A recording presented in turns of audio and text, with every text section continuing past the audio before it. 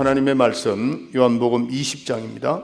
요한복음 20장 하나님의 말씀 요한복음 20장 19절부터 20절까지 한 절씩 교독하도록 다 합독하겠습니다. 네, 짧으니까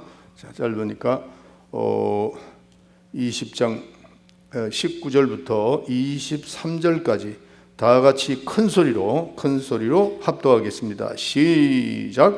이날 곧 안식 후 첫날 저녁 때에 제자들이 유대인들을 두려워하여 모인 곳에 문들을 닫았더니 예수께서 오사 가운데 서서 가라사대 너에게 평강이 있을지어다. 이 말씀을 하시고 손과 옆구리를 보이시니 제자들이 주를 보고 기뻐하더라. 예수께서 또 가라사대 너에게 평강이 있을지어다. 아버지께서 나를 보내신 것 같이 나도 너희를 보내노라. 이 말씀을 하시고 저희를 향하사 숨을 내쉬며 가라사대 성령을 받으라. 너희가 너희 죄든지 사하면 사여질 것이요 너희 죄든지 그대로 두면 그대로 있으리라 하시니라. 아멘. 다시 한번 기도합시다. 하나님 감사합니다. 오늘 부활절을 맞이하여 우리 성도들이 나와서 새벽 첫 시간서부터 이 시간까지 인도해 주시고 하나님께 영광과 찬송과 존귀를 돌릴 수 있도록 도와주심을 감사합니다. 아버지, 시간도 예배를 드리면서 찬양을 드리고 또 기도를 드리고 이 시간은 예물을 드립니다. 특별 부활절 헌금을 드립니다. 받아 연락해 주시옵소서. 이 물질에 축복하여 주셔서 30배, 60배, 100배의 결실을 맺게 하여 주시고 드린 모든 아름다운 손길에 하나님께서 가정과 직장 후에 사업에 축복해 주시옵소서. 이 땅에 살아가는 동안에 날마다 하나님 일을 많이 할 수 있는 귀한 성도들의 손길이 될 수 있도록 축복해 주시옵소서. 하나님, 이 시간 부족한 종 다니엘 세워주셨습니다. 입술에 기름을 부으사 말씀의 능력과 지혜와 권능을 허락하여 주셔서 하나님 말씀을 잘 대언하게 하시고 듣는 모든 분들이 성령으로 들어 그 말씀이 생명의 양식이 되게 하여 주시옵소서. 아버지 하나님, 오늘은 특별히 우리 예배 마친 다음에 성가대에서 특별 순서가 있습니다. 하나님께서 축복하여 주시고 아버지 찬양을 받아 연락해 주시옵소서. 오늘은 특별히 우리 김한철 집사님 가정에서 또 우리 성도들에게 이 좋은 선물을 마련해서 한 분 한 분에게 드리기를 원합니다. 그 가정을 하나님께서 항상 축복하여 주시고 부활의 큰 권능과 기쁨이 귀한 가정에 임하게 하여 주시옵소서. 예수의 이름으로 기도합나이다. 아멘. 아멘. 자, 오늘 특별히 새벽부터 오늘 이제 말씀을 많이 들으셨는데 오늘도 이제 11시 예배 더 큰 은혜가 임할 줄 믿습니다. 오늘 본문의 말씀 보면은 거기에 이제 우리 주님이 부활하신 다음에 분부하신 것이 있습니다. 분부. 그래서 오늘 부활하신 자의 분부라 하는 것 제목을 가지고 여러분에게 말씀드리기를 원합니다. 하나님은 생명이십니다. 하나님은 생명이다. 자, 우리 한번 두 번 해봅시다. 오른손 쥐고 하나님은 생명이시다. 두 번 시작. 하나님은 생명이시다. 하나님은 생명이시다. 네, 생명입니다. 그래서 우리가 예수 믿는 것은 핵심이 뭐냐면은 생명입니다. 네, 생명. 우리가 예수 믿는 목적이 생명입니다. 만약에 우리가 생명이 아니라면은 뭐 그렇게까지 노력하고 세상 사람들이 다 재미있게 놀러 나가고 하는데 우리가 여기 특별히 와서 이렇게 예배 드릴 필요가 아무것도 없는 것이죠. 우리는 마지막에 가서는 큰 우리 생명이 중요하기 때문에 그 생명을 위해서 우리가 예수 믿고 또 신앙생활을 하는 겁니다. 그래서 예수님께서 말씀하시기를 목숨을 잃으면 얻으리라. 예수님 그렇게 말씀하십니다. 잃으면 얻으리라. 그렇게 말씀하셨어요. 그래서 영원한 생명에 대해서 우리 주님은 말씀하는 겁니다. 짧은 목숨을 버리고 영원한 생명을 얻어라, 그런 내용이죠. 자, 그래서 하나님께서 모든 생물에게, 모든 이 우주 삼라만상의 생물이 있죠, 그들에게 생명을 주었습니다. 근데 이 생명은 두 가지로 나눌 수 있어요. 하나는 육체에 대한 생명입니다. 그 다음에 하나는 내 영혼에 영원한 생명이 있는 겁니다. 그러면은 우리가 이 영원한 생명을 파괴하는 자가 있습니다. 파괴하는 것이 그게 뭐냐면 죄입니다. 죄. 그런데 이 죄를 짓게 하는 자가 누구냐? 마귀입니다. 마귀. 마귀는 처음부터 범죄함이라 이렇게 말하고 있습니다. 그러니까 죄를 짓게 하는 자가 뒤에 가만 보면은 마귀가 컨트롤을 하고 있다는 사실입니다. 그래서 인간은 죄로 인해서 생명을 잃게 되었다 하는 겁니다. 하나님께서 우리에게 법을 주신 것은 그 법을 통해서 죄를 짓는 죄악 가운데 거하는 사람에게 이게 내 법이다, 바로 네가 죄다, 죄인이다 하는 것을 가르쳐 줍니다. 또 생명을 얻는 것도 하나님의 법을 통해서 이렇게 하는 것이 네가 생명을 얻은 것이다, 이렇게 말을 하고 있는 것입니다. 그렇기 때문에 우리가 세상 사람들이 가만히 보면은 육신의 생명을 생명인 줄 알고 영혼의 생명은 생각도 못하고 육신의 생명을 생명인 줄 알고 육신을 자꾸 보강을 합니다. 뭘로서? 보약이나 뭐 좋은 음식 먹지 말라는 건 아니지만은 그 보약이나 어떤 비타민이라든지 좋은 음식으로 인해서 우리의 영혼이 보존되는 거 아닙니다. 예, 우리의 육체는 도움이 될 수 있지만은 생명의 영원한 생명에 대해서는 그하고는 아무 상관이 없다 하는 겁니다. 아무리 육체가 강건하더라도 생명이 떠나버리면, 내 영혼의 영혼이 떠나면 그 육체가 아무 소용없죠. 그러니까 꼭 늙었으면 죽는 것이 아니고 젊어서 안 죽는 거 아닙니다. 예. 내 영혼이 이 육체를 떠나는 순간에는 내 육체가 아무리 강건해도 죽는 겁니다. 예. 모든 육체가 다 사라져버리고 마는 것입니다. 그래서 이 생명, 영원한 생명은 육체의 생명이 아닙니다. 영원한 생명은 누가 가지고 있다고요? 하나님뿐입니다. 하나님만이 죽은 자도 살릴 수가 있는 겁니다. 하나님만이 영원한 생명을 가지고 있다 하는 겁니다. 로마서 8장 11절에 보면은 예수를 죽은 자 가운데서 살리시는 영이 너희 안에 거하시면은 그리스도 예수를 죽은 자 가운데서 살리신 이가 너희 안에 거하는 그 영으로 말미암아 너의 죽을 몸도 살리리라 라고 로마서 8장 11절에 말씀하고 있습니다. 그래서 인간들은 많은 돈, 좋은 그 어떤 음식 이걸로 인해서 살라고 몸부림치지만은 거기는 육체는 조금 더 연장시킬 수 있지만은 내 영혼과는 상관이 없다 하는 겁니다. 요한복음 6장 63절에 보면은 살리는 것은 영이라 그랬어요. 살리는 건 영입니다. 육은 무익하다.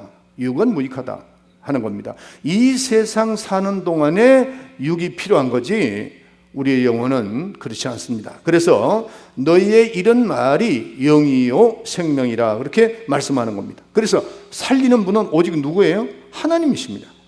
하나님이시다. 그래서 인간은 살려주는 자에 의해서 사는 영입니다. 살려주는 자의 영에 의해서 사는 영이다. 그래서 우리가 은혜를 입어야 됩니다. 주님은 살리시는 영이다 라고 고린도전서 15장 45절에 말씀하고 있습니다. 그래서 우리는 무엇이 살리는가를 잘 알아야 됩니다.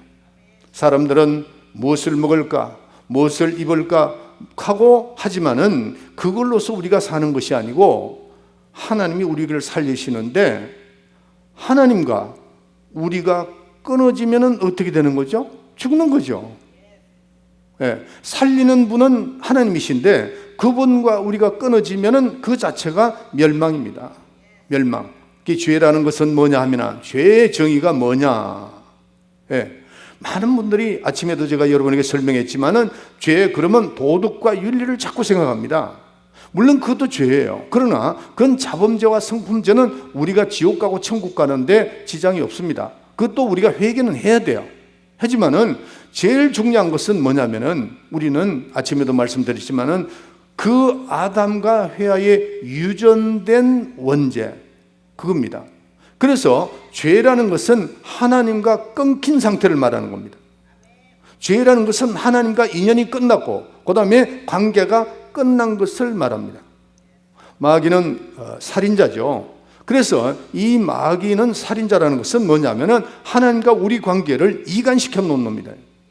그래서 이놈이 마귀라는 겁니다. 그래서 마귀가 우리를 공격할 때는 하나님과 우리 사이를 자꾸 절단냅니다. 디아볼로스, 하나님과 우리 사이를 갈라놓는 자, 디아볼로스라고 그렇게 얘기합니다. 디아라는 단어와 볼로스라는 단어가 합쳐져 가지고 쪼갠다는 거거든요. 누구와? 하나님과 우리 사이를 쪼개고 아내와 남편 사이를 쪼개고 하는 것이 마귀라 그렇게 말씀드리는 겁니다. 자, 그래서 우리가 생명을 얻으려면 어떻게 돼요? 생명의 주인 되시는 누구에게 가까이 가야 돼요? 하나님 가까이 가야 된다 하는 겁니다. 우리가 예수 믿는 것은 하나님께 생명이 있기 때문에 하나님에 더 가까이 가야 생명을 얻되 더 풍성하게 얻는 것입니다. 자, 요한복음 1장 1절부터 4절에 보면은 하나님의 말씀이 생명의 말씀이라고 되어 있습니다. 예. 이걸 아주 이런 거는 좀 애워버리세요. 세 가지니까. 생명의 말씀, 요한복음 1장 1절부터 4절입니다. 그래서 그 말씀은 우리를 살린다는 건 뭐예요? 생명이 있다는 거죠. 그 다음에 두 번째로 로마서 8장 1절부터 2절에 보면은 성령을 생명의 성령이라 그렇게 말씀을 합니다. 생명의 성령. 그 다음에 요한복음 14장 6절에 보면은 예수 그리스도를 생명의 주요, 생명의 주인이라는 겁니다. 그래서 하나님의 말씀과 성령과 주님 안에 이 세 가지 외에는 어디든지 생명이 없습니다. 영원한 생명을 말하는 겁니다. 영원한 생명. 영원한 생명은 하나님의 말씀이 생명의 말씀이요, 그 다음에 성령은 생명의 성령이요, 예수님은 생명의 주인이시요, 이 외에는 영원한 생명이 없다는 것을 잘 아셔야 됩니다. 그러니까 생명이 없기 때문에 아무리 우리가 보약을 많이 먹고 그 다음에 비타민을 많이 먹고 좋은 음식을 먹는다 할지라도 몸은 건강할 수 있는데 내 영혼이, 주님이 그 영혼을 취하면은 떠나야 되는 겁니다. 언제든지 떠날 수밖에 없다 하는 겁니다. 그래서 우리가 아무리 보약이 좋다 할지라도 내 생명이 내 몸을 떠나면 아무 소용이 없다 하는 겁니다. 왜? 하나님께서 생명을 가지고 계시기 때문입니다. 생명의 주인이시기 때문에. 그래서 너희에게 생명이 필요하다. 너희 자녀에게도 생명이 필요하다. 그 다음에 너희 가정에 너희 가정에도 생명이 필요하다는 겁니다.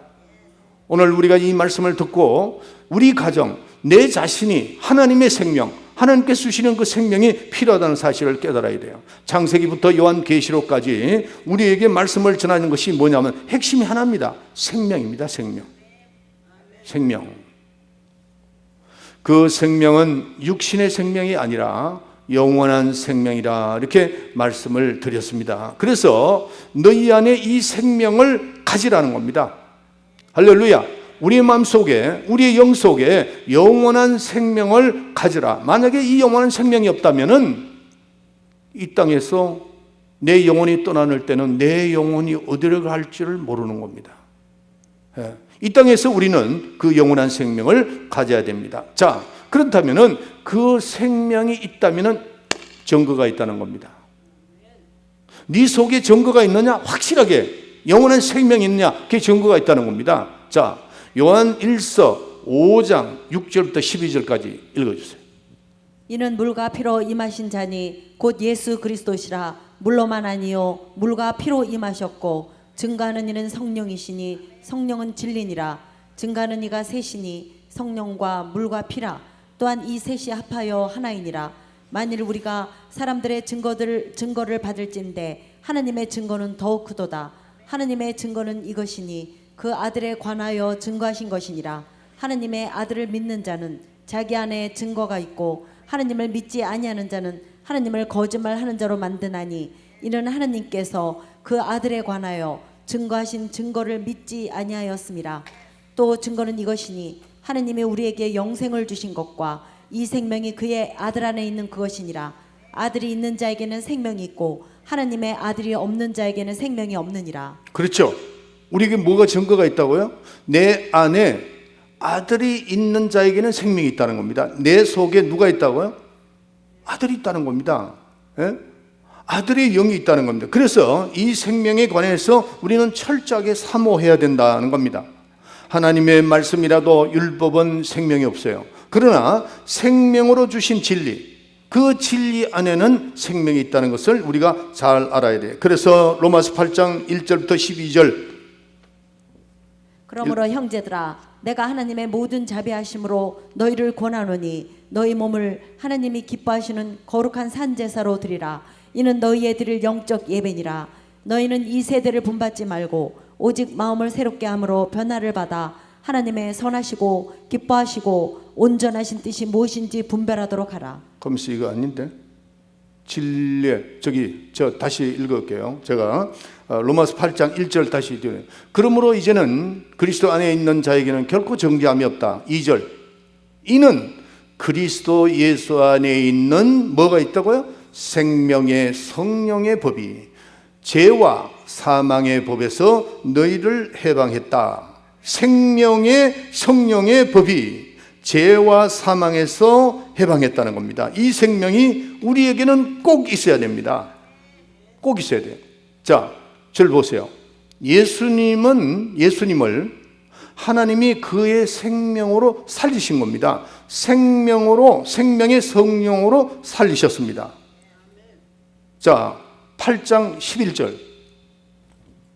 예수를 죽은 자 가운데서 살리신 이의 영이 너희 안에 거하시면 그리스도 예수를 죽은 자 가운데서 살리신 이가 너희 안에 거하시는 그의 영으로 말미암아 너희 죽을 몸도 살리시리라. 자, 생명의 성령이 예수님도 하나님께서 살리셨잖아요. 살리셨는데 그 살리신 그 영이 우리 속에 있어서 우리도 그렇게 살린다는 거죠. 아멘. 근데 오늘 이렇게 부활절이면 이게 기쁨이 충만해야 되는데 우리가 다 이렇게 쓰러져 가는 것 같아요. 네, 할렐루야. 자, 그래서 로마서 8장 11절에 있는 말씀과 같이 우리 또한 예수님께서 하나님 아버지가 그를 살리셨잖아요. 생명의 성령의 법을 살리셨는데 그 생명의 성령의 법이 우리 안에서도 우리를 그렇게 부활을 시켜주신다 하는 겁니다. 할렐루야. 네, 기쁘죠? 얼마나 기뻐요. 자, 그런데 예수님이 부활하신 다음에 일어나는 현상이 오늘 본문에 나옵니다. 19장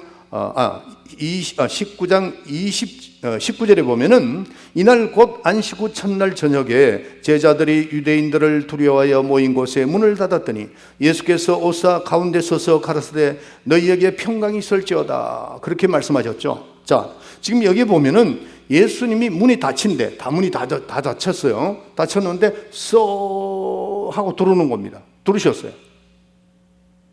네. 이게 부활하신 후에 일어나는 현상입니다. 자, 근데 요즘에요, TV에서 공상 영화를 보면은 이런 일들이 많이 나옵니다. 사람들이 리모컨으로 탁 틀으면은 사람이 그 벽에서 이렇게 튀어나옵니다. 툭 튀어나온다. 이건 뭐를 의미하는가? 옛날에 우리가 한 20년 전, 그건 우리는 전혀 그런 걸 보지도 못했어요. 근데 요즘에는 텔레비에 별별 게 다 나옵니다. 이것은 뭐를 말하느냐? 청기와 계절. 그게 이제 가까웠다는 겁니다. 뭐가 가까워? 주님이 가까우신 겁니다. 네. 그래서 그런 공상 영화가 나온다는 것은 그 이미지네이션을 그들이 생각하고 만든 거거든요. 만든 건데 그들이 뭘 믿음이 있어서 그걸 만들었겠어요? 그렇지만은 이 시대가 점점 주님이 오실 날이 가까워온다는 거죠. 우리가 앞으로 우리도 부활했을 때 우리의 부활한 몸이 바로 예수님이 그 문을 열지도 않고 쏙 들어왔죠. 그게 신령한 몸입니다. 예수님이 부활하신 그 몸으로 우리가 그대로 부활하는 겁니다.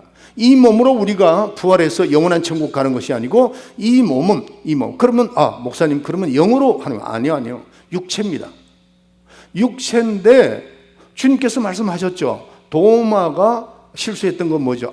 나는 예수님의 손자국, 그다음에 발자국을 창자국을 만져보지 않고는 나는 예수님 믿을 수가 없다. 그럴 때 예수님 나타나서 그러니까 뼈와 살을 만질 수가 있다고 그랬죠. 그리고 다 보여주셨습니다. 다 보여주셨습니다. 분명히 신령한 몸으로 부활하셨고 우리도 신령한 몸으로 부활한다는 것. 이런 육체로 부활하는 것이 아니고 신령한 육체로 부활한다 하는 겁니다. 이걸 우리가 믿어야 됩니다. 이걸 믿어야 돼요.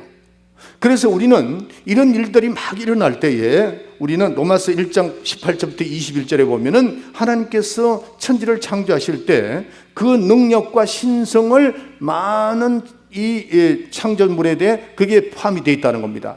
그런 것들을 보면서 텔레비에서 저런 게 나오네. 이게 앞으로 우리가 부활해서 일어날 수 있는 일들이구나 생각하면은 이제는 주님이 어떻게 해요? 가까이 왔다는 겁니다.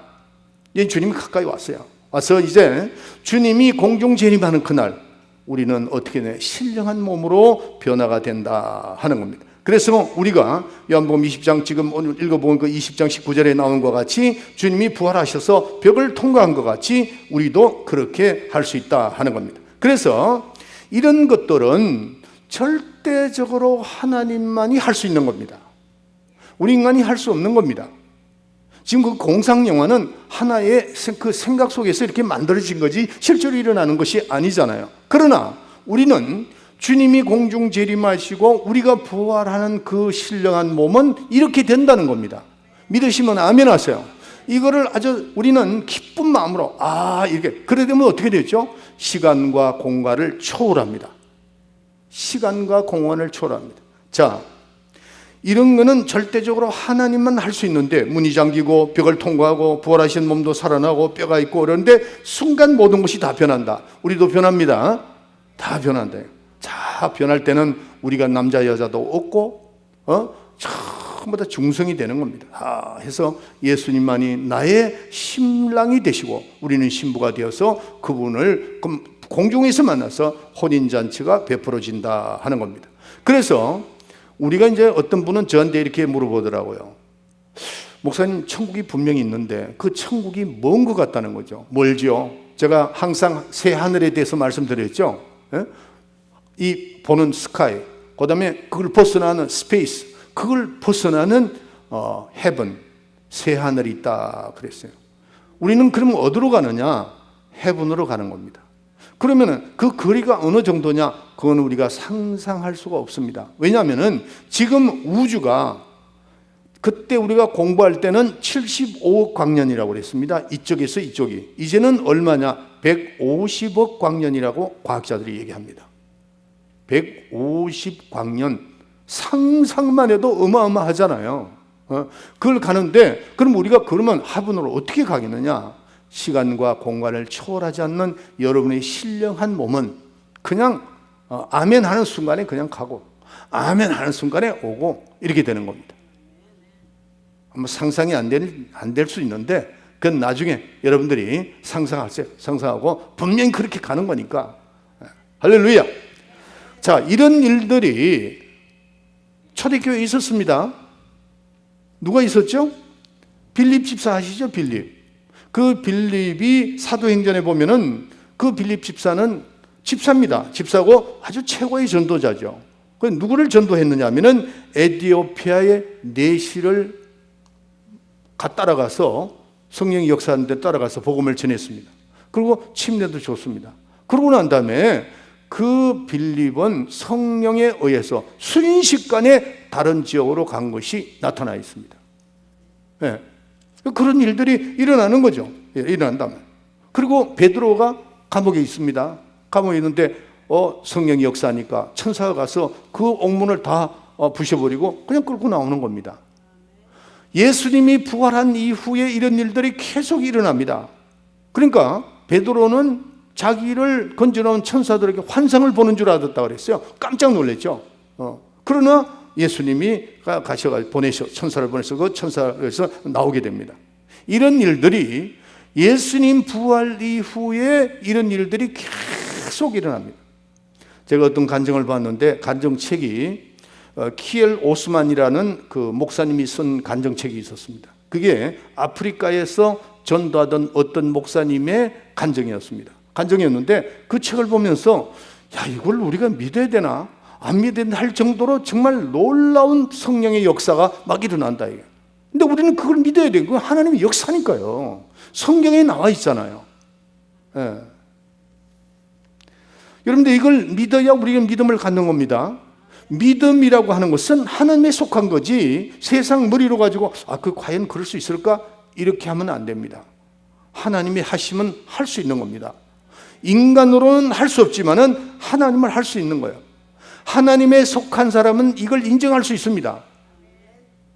2천 년 전에 빌립 집사가 내시에게 복음을 전하고 순식간에 다른 데로 갔다. 그거 어떻게 믿어? 이렇게 그럴 수 있지만은 믿는 사람, 믿음을 가진 사람은 아멘 합니다. 그러니까 믿음이 오늘 이 본문 말씀에 계속 나오는 겁니다. 믿음이 있는 사람의 가슴과 믿음이 없는 사람의 가슴이 전혀 틀리다고 얘기했습니다. 믿음이 없는 사람의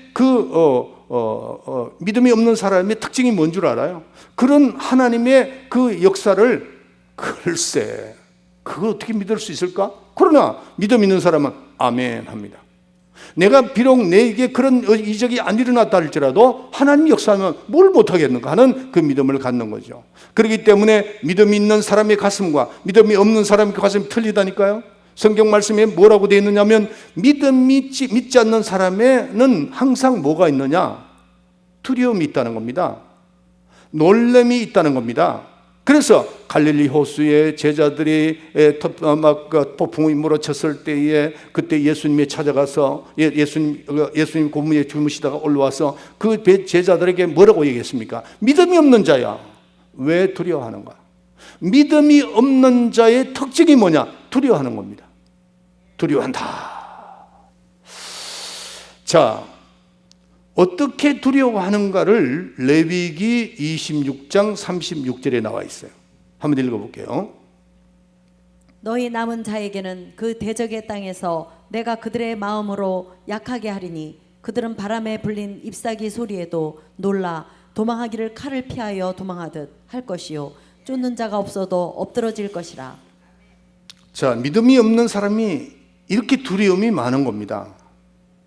어느 정도냐면은 그 하나님께서는 믿음이 없는 자를 그 대신 뭐를 심어주느냐 하면은 약한 심령을 준다는 겁니다. 여기 나오죠. 칼을 피하여. 그들은 바람에 불리는 잎사귀에도 놀래고 도망가기를 칼을 피하여 도망하듯 할 것이요 쫓는 자가 없어도 그 엎드러지리라. 그런 사람을 내가 그들의 마음을 약하게 하려니 그랬어요. 믿음이 없는 사람은 두려움이 오는데 왜 오느냐? 마음이 약하니까 오는 거죠. 믿음이 없으니까 하나님께서 그 약한 마음을 주신다는 겁니다. 그러니까 바람에 나부끼는 낙엽 소리만 들어도 깜짝 놀랍니다. 왜 그럴까요? 죽음 때문에 그런 거죠. 사람이 놀라는 모든 초점을 맞춰보면은 죽음입니다. 죽을까봐. 혹시 이러는 거 죽을까봐. 놀라죠. 굉장히 놀랍니다. 칼에 쫓기는 것같이 두려워 떨며 무서워하며 이런 자는 스스로 길에서 넘어진다 그랬어요. 이게 믿음 없는 사람의 마음입니다. 그러면 믿음 있는 우리는 누구냐? 성경에 나와 있죠. 평안하라. 예수님께서 오늘 이제 들어와서 19절에 보면은 이날 곧 안식 후 첫날에 저녁 때 제자들이 유대인들을 두려워하여 모인 곳에 문을 닫았더니 예수께서 오사 가로되 서서 가로되 너희에게 뭐가 있으라고요? 평강이 있을지어다. 믿는 사람의 마음은 평강이 있다는 겁니다. 평강이 있어야 돼요. 여호수아 1장부터 5절까지 보면은 어떻게 나와 있느냐 하면은 모세가 원래 바로에게 겁을 내던 사람입니다. 근데 모세에게 하나님께서 이런 말씀을 줍니다. 여호수아에서 보면은 야, 내가 너와 함께 하지 않느냐? 마음을 강하게 하고 담대하고 두려워하지 마라. 내가 너와 함께 함이라. 그 말을 듣고 모세가 가서 오히려 바로를 꾸짖는 상황으로 바뀌어집니다. 네. 모세가 어떤 마음을 먹었기 때문에요? 하나님이 나와 함께 하신다. 그러면 어떻게 되니? 마음을 강하게 하고 담대하고 두려워 말라 이겁니다. 평안이 뭔 줄 아세요? 마음을 강하고 담대하게 두려워하지 않는 그것이 평강입니다. 이 평강을 예수님께서 부활하신 다음에 무려 있잖아요. 여기 보면 요한복음 20장에 무려 4번을 말씀을 합니다. 편안히 있을지어다. 평강이 있을지어다. 19절, 21절, 22절, 26절에 보면은 너희들에게 평강이 있을지어다. 그렇게 말씀하고 있습니다. 그래서 부활한 주님이 제자들에게 말씀, 그 두려워 떠는 제자들에게 주신 말씀이 뭐냐면은 두려워하지 마라. 마음을 강하고 담대하라. 평강이 있을지어다. 우리 예수님의 부활하신 그 예수님을 우리 마음속에 모시고 있고 믿음이 있다고 하면은 우리는 내 영혼에 뭐가 있어야 돼요? 평강이 있어야 된다는 거죠. 강하고 담대하고 두려워하지 않는 것이 그게 뭐예요? 평강입니다. 평강. 평안한 사람에게 평강을 주는 겁니다. 두려워하는 자에게 어떻게 평강을 줄 수 있겠어요? 편안한 자에게 그렇게 평강을 임하라는 겁니다. 따라합시다. 내 영혼아 평강이 있을지어다. 내 영혼아 내 영혼아 마음을 강하게 하고 담대하게 하자. 강하고 담대하고 두려워하지 말자. 내 영혼아. 시작. 내 영혼아 강하고 담대하고 두려워하지 말자. 이게 뭐예요? 평강입니다.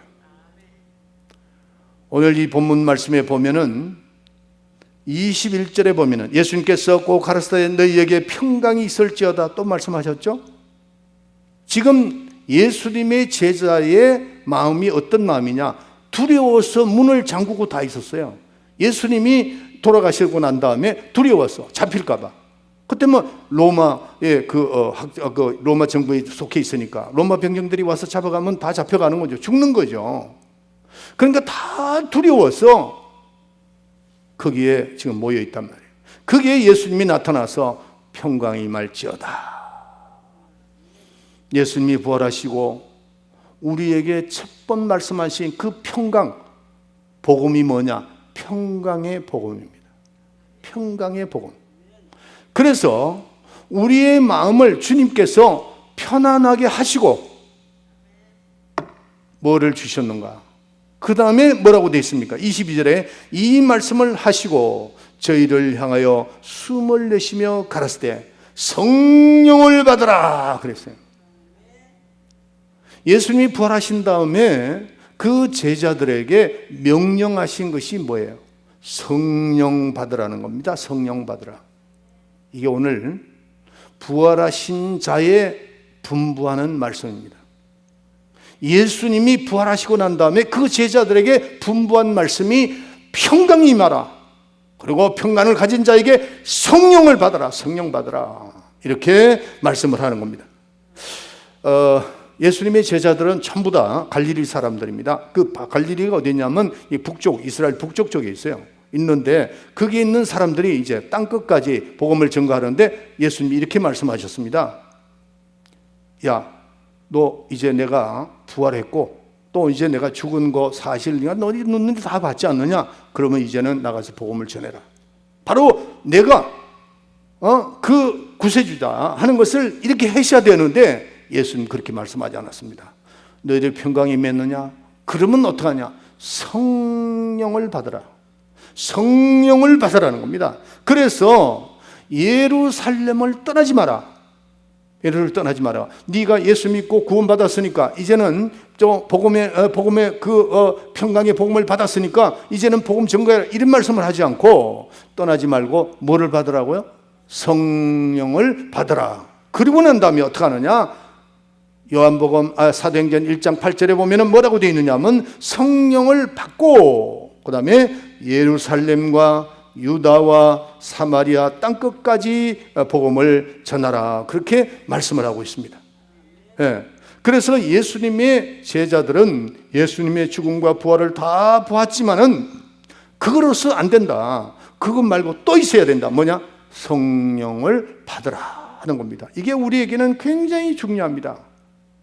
오늘 본문의 말씀 예수님이 나 부활했다 다 보여주셨습니다. 제자들이 며칠 환상을 보는 거 하고 깜짝 놀랐죠. 그랬지만은 예수님은 그거로서 부족하다.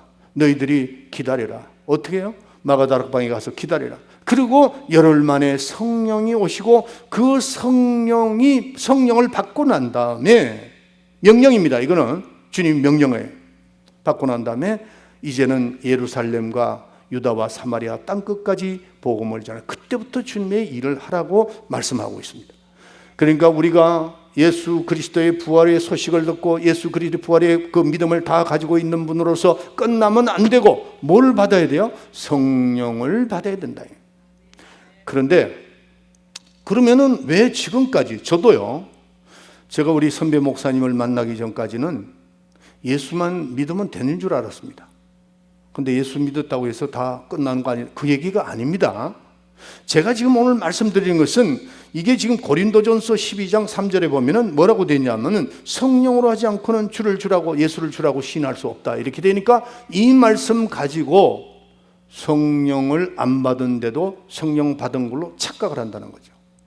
성령의 감동만 받았지 보혜사 성령을 받지 못했어요. 자, 시간적으로 봅시다.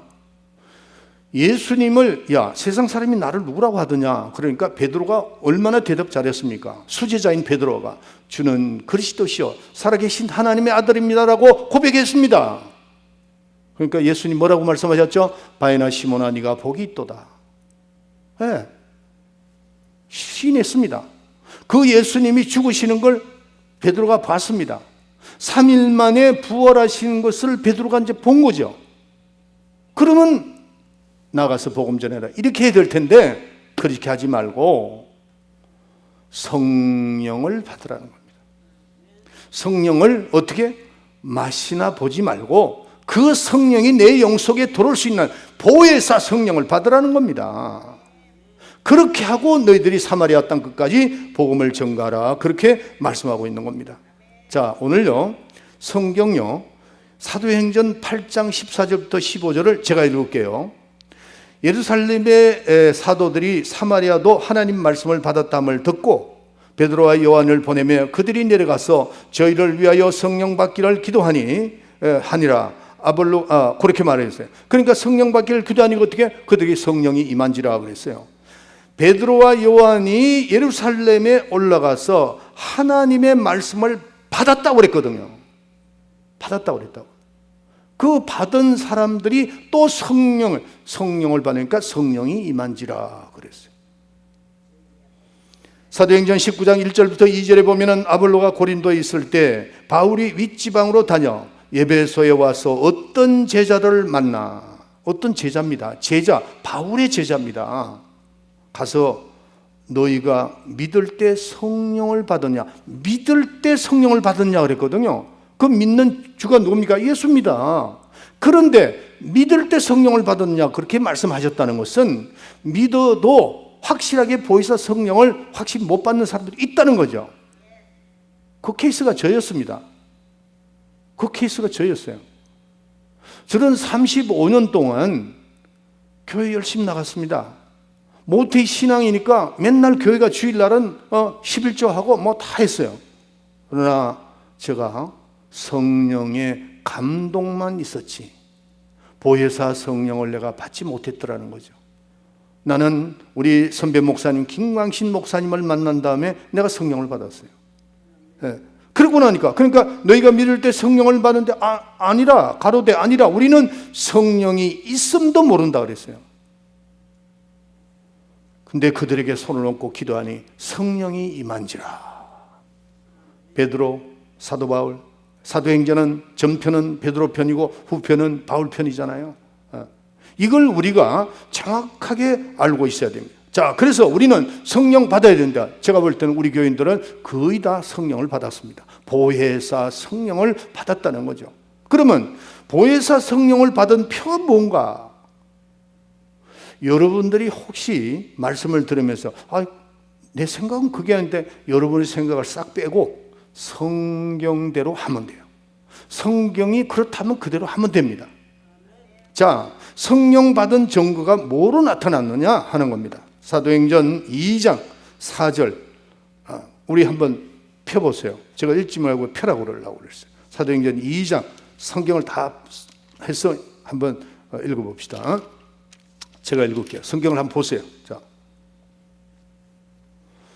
2장 4절 이건 예수님, 부활하신 예수님이 분부하는 말씀입니다. 저희가 다 성령의 충만함을 받고 성령이 말하게 하심을 따라 무슨 방언? 다른 방언으로 말하기 시작하였느니라. 세상에 없는 방언이라는 겁니다.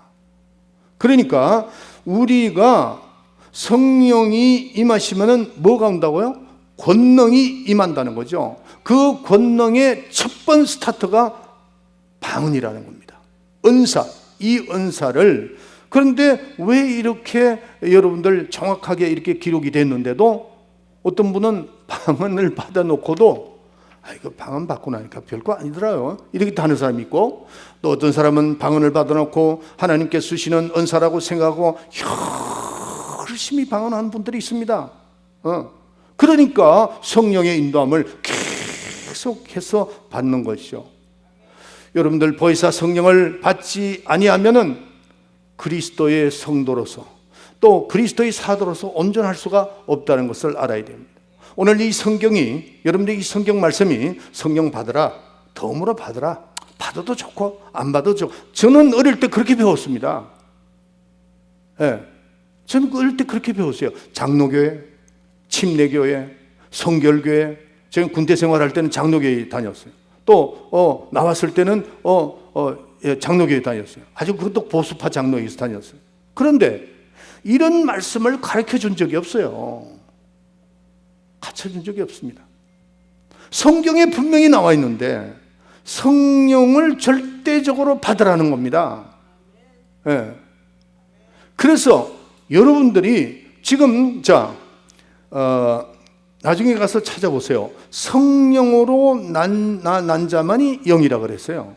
성령으로 난 자만이 영이라 그랬어요. 또 육으로 난 것은 육이요 성령으로 난 것은 영이니, 이걸 예수님이 직접 말씀하신 겁니다. 성령을 받아야 된다는 거죠. 예수님은 하나님의 아들로서 성령으로 잉태해 오신 분이지만은 공생애를 시작하기 전까지는 그에게도 성령이 임하지 않았습니다. 그러나 침례를 받고 올라오시는 그 순간에 성령이 비둘기같이 임했다, 그렇게 말씀하고 있습니다. 그러면은 성령이 임한 자의 어떤 현상이 나타나는가 하는 거죠. 마가복음 1장 12절에 보면은 이런 말씀이 나옵니다. 성령이, 그거 한번 찾아봅시다. 그거 굉장히 중요하니까. 성령을, 마가복음 1장 12절 권사님 읽어줘 보세요. 마가복음 1장 12절. 성령이 곧 예수를 광야로 몰아내신지라. 절 보세요. 성령이 예수를 광야로 내모르셨다 그랬죠. 그걸 원문에 보면은 그냥 이런 짐승을 몰아내듯이 확 하고 몰아냈다는 겁니다.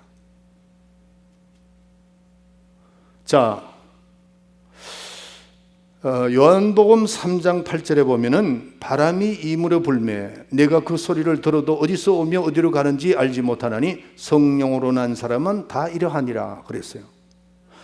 성령은 눈에 보이지 않습니다. 바람이 눈에 보이지 않죠. 바람이 눈에 보이지 않아요. 그러나 그 바람에서 일어나는 현상은 봅니다. 우리 마이애미는 허리케인이 있죠. 다른 데는 토네도가 있는데 마이애미는 그렇게 토네도는 없는데 허리케인. 그때 92년도 허리케인 맞은 분들이 여기 우리 문권사님 우리가 다 있잖아요. 어떻게 됐죠? 바람은 눈에 보이지 않아요. 그러나 그 위력은 대단했습니다. 쑥대밭이 되는 거죠. 그냥 다. 제가 그때 아틀란타에 가서 집회를 하고 내려왔는데, 그때 첫 번에 갔을 때가 우리 최홍란 전도사님 때문에 갔어요. 근데 또 최홍란 전도사님 집만 딱 남았어. 그 주위는 아주 다 쑥대밭이 됐어. 길을 못 찾겠어요, 제가. 이야, 대단합니다. 그런데 그 허리케인을 눈으로 본 사람이 있습니까? 없죠. 현상은 봤다는 거죠. 성령이 임하는 것이 이렇다는 겁니다. 성령은 눈에 보이지 않지만은 성령이 하시는 일은 아주 확실하게 한다는 거죠. 확실하게.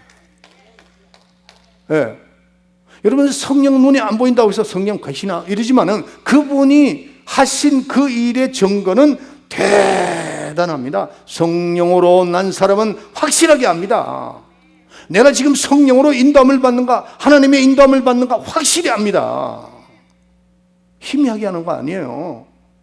시간 순간순간 하나님이 나를 아주 그냥 몰아내신지라, 성령이 예수를 몰아내시듯이 우리를 그쪽으로 막 몰고 가신다 이게. 그러니까 우리가 느껴야 돼요, 안 느껴야 돼요? 성령을 받은 사람은 이렇게 느껴야 된다는 겁니다. 하나님께서 우리의 삶, 하나님께서 우리의 가정, 하나님께서 우리의 자녀들, 하나님께서 우리가 모든 하는 일을 여러분들이 느껴야 돼요. 막 광야로 막 몰아내듯이 그렇게 느껴야 되는 겁니다. 이끌려야 된다는 거죠. 성령은 바울을 이끌었습니다. 빌립을 이끌었습니다. 근데 이끌리지 못하는 경우가 왜 있는 줄 아세요? 보혜사 성령을 받지 아니하고 어떤 성령을 마시나 본 사람입니다. 히브리서 6장, 히브리서 10장 한번 글을 찾아보세요. 히브리서 6장 10절, 6장 10절, 히브리서 10장. 성령을 마시나 본 사람들, 이런 사람들은 타락한다는 거죠. 보혜사 성령, 그 성령이 내 영 속에 확 들어가서 나를 뒤집어 놓고 정말 예수를 광야로 모시는 그런 몰아내시는 것 같은 그런 성령의 역사가 우리 속에서 현상으로 막 일어난다 이거예요. 여러분, 제가 34년 전에 이 마이미에 왔습니다. 그때 저는 성령에 충만했습니다. 집사 때부터 벌써 병을 고치고 그냥 정신없이 쫓아다녔습니다. 집사 때도. 그리고 제가 김 목사님 만나서 LA 가서 대학원 공부할 때도 막 한 번은 어떤 일이 있은 줄 아세요? 이분이 이제 죽고 넘어가는 겁니다. 하는데 그 가족들 아들 둘이가 있는데 그 어머니가 예수를 믿어요. 아들 둘은 예수를 믿지 않아요. 그러니까 그 남편을 어떻게 해서라도 예수를 천국 보내기 위해서 저를 밤에 제가 이제 잘라고 하니까 전화가 왔어요. 전화가 왔는데 11시 넘었죠. 근데 굉장히 피곤하더라고요. 공부해야 돼. 막 그러는데 우리 교구장이 오라고 그랬어요. 제가 갔죠. 그때 전도사 할 때 갔는데 어떤 일이 있은 줄 아세요? 이제 그분을 이제 기도해 주려고 기도하다가 졸았습니다. 얼마나 피곤한지. 쫓아다니는 시간이 너무 많아. 그냥. 여기 가서도. 근데 하나님께서요, 얼마나 역사했냐면은 내가 그의 아버지를 붙들고 기도하다가 졸아버렸어요. 근데 그거를 아들들이 보고 감동받아가지고 예수 믿게 됐습니다. 야, 전도사 어떻게 저럴 수가 있는가? 너무 피곤하니까. 그렇지만 동서남북으로 뛰어다니는 겁니다. 왜? 성령 충만하니까 성령이 저를 몰아내신다 이게.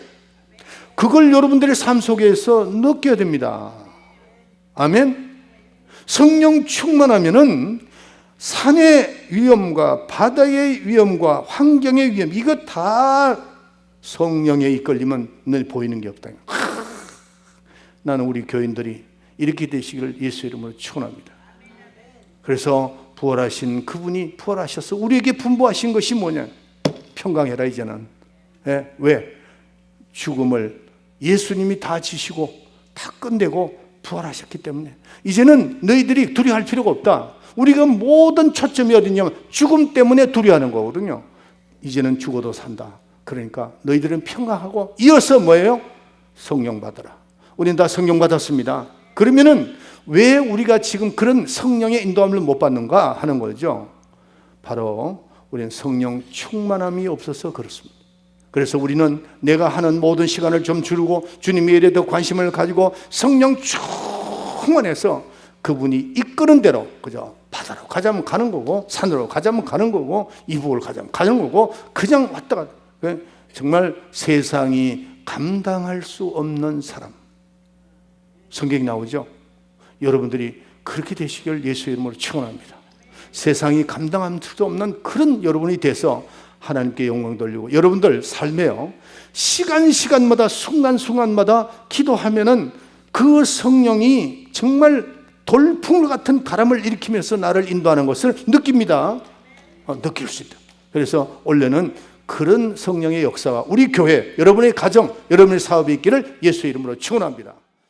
지금은 우리 구주 예수 그리스도의 은혜와 하나님 우리 아버지의 만극하신 사랑과 성령의 감동 충만 내재 교통하심이 오늘 이 예배에 참석하여 은혜를 많이 받고 돌아가는 우리 사랑하는 성도들 머리 위에 부활의 권능이 충만하게 있고 또 이 땅을 살아가면서 세상을 이기고 나를 이기고 마귀를 이기고 있는 큰 권세를 얻고 승리하는 삶을 살리라 마음에 결심하고 돌아가는 우리 사랑하는 성도들 머리 위에 지금으로부터 영원토록 함께 있을지어다. 아멘.